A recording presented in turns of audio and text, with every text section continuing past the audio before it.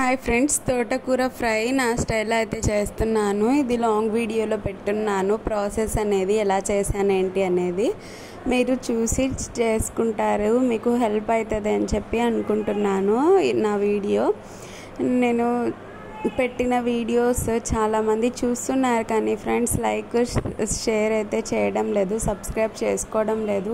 Subscribe కూడా చేయండి friends, నా ఛానల్ని సపోర్ట్ చేయండి. ఇట్లాంటి కొత్త కొత్త వీడియోస్ అనేవి కూడా నేను పెడతా ఉంటాను. ప్లీజ్ ఫ్రెండ్స్, ఇప్పుడు ఎండాకాలం ఉంది కదా, ఎక్కువ వాటర్, మజ్జిగ, సబ్జా గింజలు ఇట్లాగా చల్ల వస్తువులు ఎక్కువ తీసుకుంటూ ఉండండి, ఓకేనా. పిల్లలకి కూడా వాటర్ మెలాన్ ఫ్రూట్స్ ఎక్కువ ఇస్తూ ఉండండి. ఈ టైంలో ఎండాకాలంలో మనకే తట్టుకోలేకపోతున్నాము.